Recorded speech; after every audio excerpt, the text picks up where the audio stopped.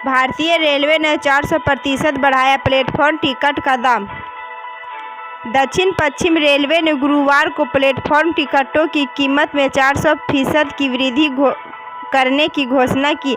दक्षिण पश्चिम रेलवे ने का कहना है कि इस कदम से कोरोना काल में रेलवे प्लेटफार्मों पर भीड़ बढ़ने से रोका जा सकेगा। चुने हुए रेलवे स्टेशनों पर टिकट की कीमत 10 रुपये से 50 रुपये की गई है।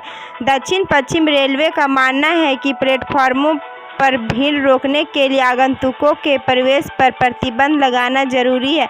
यह कोविड-19 के फैलने पर रोक लगाने में भी मददगार होगा। इकोनॉमी की बुरी खबर। 1950 के बाद भारत पर सबसे बड़ी मंदी का संकट। इस साल भारतीय अर्थव्यवस्था में आएगी 9% की गिरावट। कोरोना वायरस की वजह से पूरी दुनिया की अर्थव्यवस्था की हालत पतली हो गई है। दुनिया के सभी देश इससे जूझ रहे हैं। रेटिंग एजेंसी क्रिसिल ने गुरुवार को कहा कि वित्त वर्ष 2020-21 में भारत के सकल घरेलू उत्पाद में 9% की गिरावट आ सकती है। ऐसा इसलिए क्योंकि कोरोना संक्रमण अब भी अपने पीक पर नहीं पहुंचा है और सरकार पर्याप्त रकम नहीं खर्च कर रही है। रिपोर्ट में कहा गया है कि अगर भारतीय अर्थव्यवस्था में 9% की गिरावट आती है तो यह 1950 के बाद अब तक की सबसे बड़ी गिरावट होगी। लद्दाख में तनाव। जिस जगह भारत चीन के सैनिक कुछ मीटर की दूरी पर है, वहीं मिलिट्री लेवल की मीटिंग हुई। लद्दाख में जारी तनाव को सुलझाने के लिए लगातार 5वें दिन शुक्रवार को भारत और चीन के सैन्य अफसरों के बीच बातचीत हुई।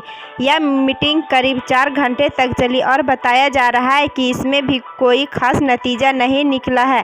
बैठक उसी जगह पर हुई है जहां दोनों देशों के सैनिक एक दूसरे से कुछ ही मीटर की दूरी पर हैं।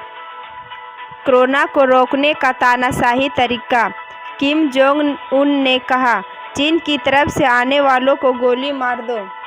पूरी दुनिया कोरोना महामारी की चपेट में है और अपने अपने तरीके से लड़ रही है।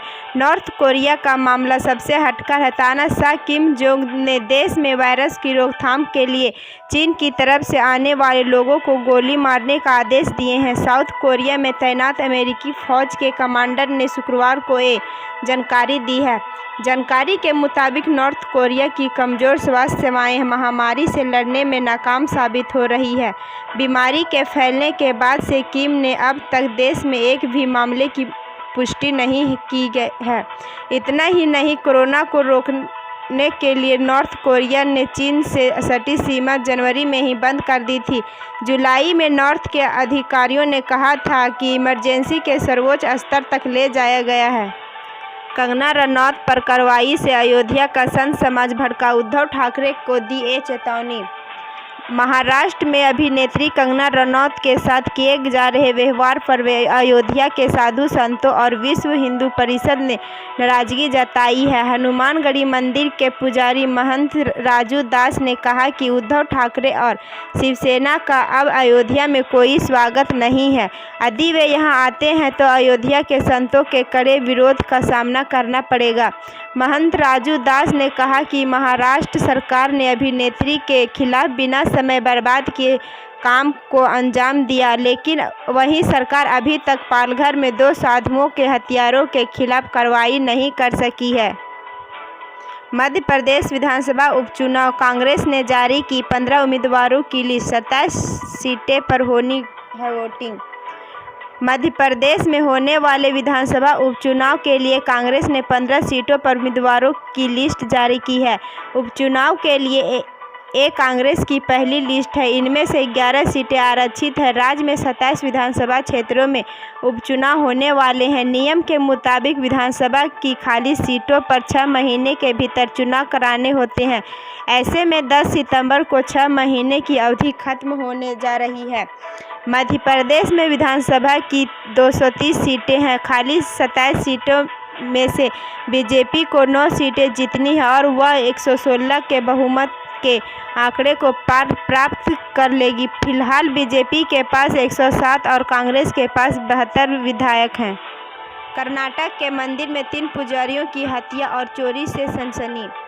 कर्नाटक की राजधानी बेंगलुरु से लगभग 100 किलोमीटर दूर मांड्या स्थित एक मंदिर में 3 पुजारियों की हत्या कर दी गई है। पुलिस ने बताया कि अपराध को गुरुवार सुबह अंजाम दिया गया और मंदिर के दान पात्र से पैसे गायब हैं। इस साल कृषि उत्पादन 4% बढ़ा, लेकिन आमदनी बढ़ी सिर्फ 10%। इस रफ्तार से तो डबल होने से रही किसानों की है। पिछले 2 साल में कृषि उत्पादन 114 लाख टन और हॉर्टिकल्चर उत्पादन 93 लाख टन बढ़ा। 6 साल में छोटे, मंझोले और बड़े किसानों की आमदनी 3000, 4000 और 10,000 बढ़ी। रिजर्व बैंक ऑफ इंडिया यानी RBI ने सालाना रिपोर्ट में दावा किया है कि देश में कृषि उत्पादन बढ़ा है, इससे किसानों की आमदनी बढ़ेगी। लेकिन जब आप इन आंकड़ों का मिलान NSSO के आंकड़ों से करते हैं तो पता चलता है कि केंद्र सरकार किसानों की आय दोगुनी करने का टारगेट अब भी दूर है। चीन को ताइवान की चेतावनी। ताइवान के उपराष्ट्रपति ने कहा, चीन हमारी सीमा में घुसने की गलती ना करे। हम शांति चाहते हैं लेकिन अपने लोगों को बचाएंगे। ताइवान ने गुरुवार को चीन को अपनी सीमा में नहीं घुसने की चेतावनी दी। ताइवान के उपराष्ट्रपति लाई चिंग-टे ने ट्वीट किया, चीन ने आज फिर ताइवान से एयर डिफेंस आइडेंटिफिकेशन जोन में अपने फाइटर जेट उड़ाए। वो लाइन क्रॉस ना करे, ऐसी कोई भी गलती ना करे जिसे ताइवान शांति चाहता है लेकिन हम अपने लोगों को बचाएंगे। UAE में IPL BCCI के एंटी करप्शन यूनिट के 8 मेंबर्स दुबई पहुंचे। खिलाड़ियों की काउंसलिंग फिजिकल नहीं, वीडियो मीडियम से होगी। IPL के ओपनिंग मैच 19 सितंबर को है। इंग्लैंड और ऑस्ट्रेलिया के खिलाड़ी 17 सितंबर को UAE पहुंचेंगे। ऐसे में अगर उन्हें 7 दिन के लिए क्वारंटाइन किया जाता है तो फिर ये शुरुआती मैच नहीं खेल पाएंगे। BCCI के एंटी करप्शन यूनिट के हेड अजीत सिंह ने कहा कि इस बार हमने सट्टेबाजी पर नज़र रखने के लिए स्पोर्ट्स इंटीग्रिटी यूनिट को हायर किया है। फ्रेंचाइजी विदेशी खिलाड़ियों को क्वारंटाइन करने के मामले में IPL की गवर्निंग काउंसिल से नाराज है। इस संबंध में उसकी सौरव गांगुली से बैठक होगी। रिलायंस ने रचा इतिहास। बीते 60 दिन में कंपनी का मार्केट कैप रोजाना औसतन 7300 करोड़ रुपये बढ़ा।